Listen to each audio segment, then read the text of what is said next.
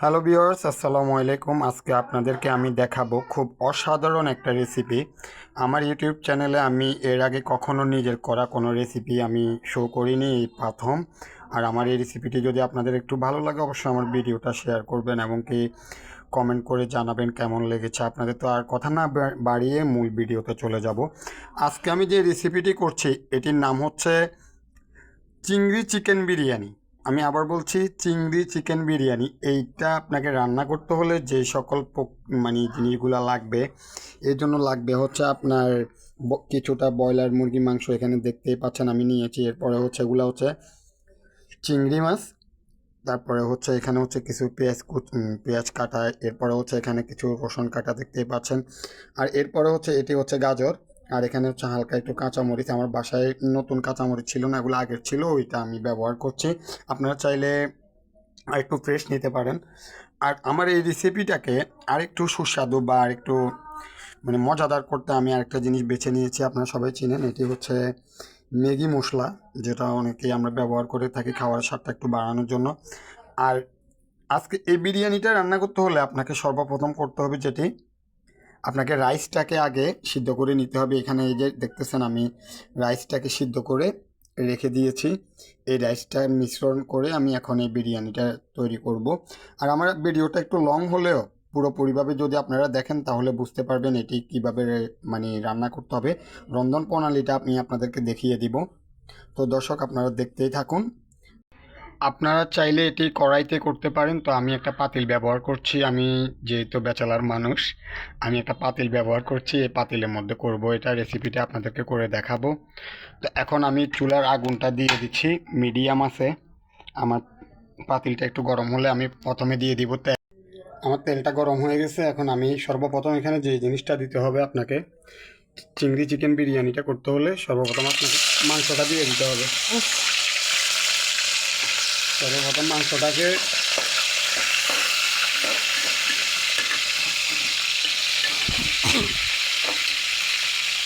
Of করে দিও।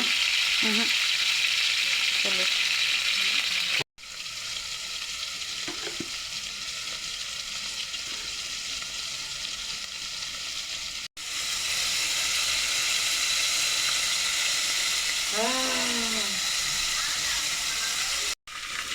এখন এখানে দেখছেন চিংড়ি মাছ। এই চিংড়ি মাছটা এই ফাঁকা জায়গাটার মধ্যে দিয়ে দিব।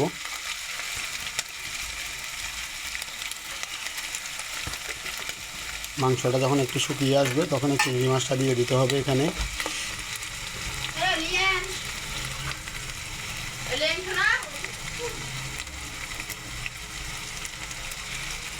এখন এই যে চিকেন চিংড়ি বিরিয়ানিটা করার জন্য এখানে হচ্ছে চিংড়ি মাছ আর মাংসটাকে আমি একটু পাশে রেখে দিয়েছি, আপনারা দেখতেই পাচ্ছেন।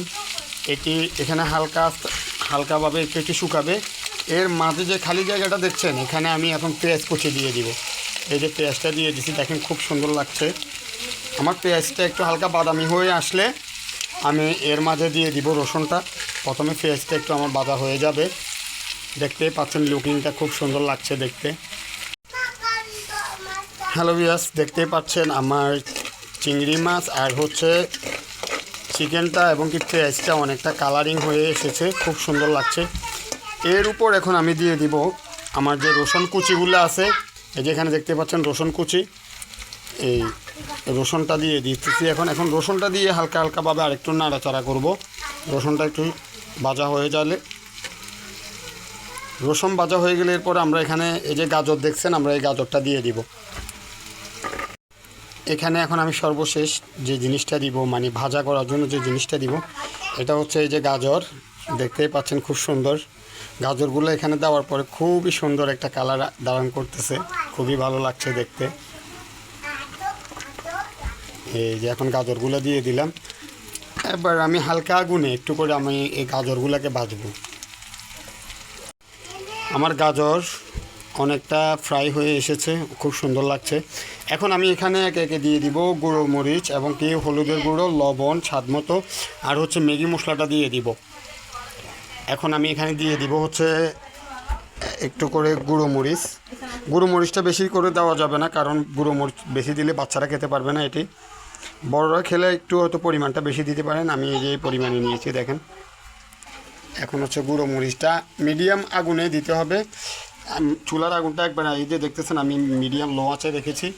এরপরে এখানে দিয়ে দিব হালকা করে হলুদের গুঁড়ো। এই যে এটা হচ্ছে হলুদের গুঁড়ো এবং কি মরিচের গুঁড়ো সেম রাখা যাবে, সমস্যা নাই। এরপরে স্বাদ মতো লবণ দিয়ে দিব। লবণটা একবারে দেওয়া তো অনেক সময় হয় না, আপনারা যে যেটুক খান একটু দিবেন। এই যে আমি 1 টেবিল চামচ দিয়ে দিয়েছি এখানে লবণ। আর হচ্ছে আমি আরেকটা জিনিস অ্যাড করবো, সেটা হচ্ছে একটু স্বাদ বাড়ানোর জন্য এই যে আপনারা দেখতেছেন রেডি মিক্স মাংসের মশলাটা আমি একটু দিয়ে দিব। এখন কিন্তু আমার চুলার আগুনটা খুবই মিডিয়াম আছে, আমি হাই আছে দিই নাই। 1 চামচ পরিমাণ আমি মাংসের মশলা দিয়ে দিয়েছি। আর এখানে এখন দিয়ে দিব হচ্ছে এই যে ম্যাগি মশলাটা দেখতে পাচ্ছেন, এটি দিয়ে দিব। এখন হচ্ছে আমার এই মশলাটা দেওয়ার পরে চুলার যেহেতু আমার আগুনটা লো আছে মিডিয়াম আছে, আমি এখন এখানে এগুলোকে হালকা একটু লাড়ার পরে এখানে আমি 1 কাপ পরিমাণ পানি দিয়ে এই মশলাগুলো এবং কি আমার যে মিশ্রণগুলো এখানে দেওয়া হয়েছে এগুলো আমি সিদ্ধ করে ফেলবো। এখানে আমি এখন দিয়ে দিব 1 কাপ পরিমাণ পানি আমার মশলাগুলো সিদ্ধ হওয়ার জন্য। যে 1 কাপের বেশি দেওয়া যাবে না, 1 কাপ পরিমাণ পানি দিয়ে দিয়েছি এখানে আমি। এবার আমি চুলার আঁচটা একটু বাড়িয়ে দিব। চুলার আঁচটা এখন মিডিয়ামের চেয়ে একটু বাড়িয়ে দিয়েছি। এখন আমি হচ্ছে এটাকে একটু সিদ্ধ করে নিব। এই মশলাগুলোকে সিদ্ধ না করলে জিনিসটা খেতে ভালো লাগবে না।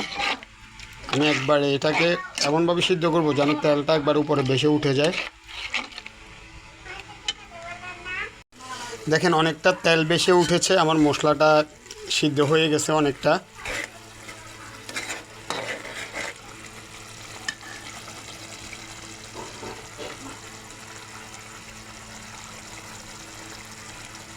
চিংড়ি চিকেন বিরিয়ানিটা তৈরি করার জন্য ঠিক এভাবে মশলাটা আপনাকে কষায় নিতে হবে। এখন হচ্ছে আমি রাইসটা দিয়ে দিব এখানে আমি রাইসটা দিয়ে দিব আর একটু পানি দিয়ে রাইস দিয়ে দিব।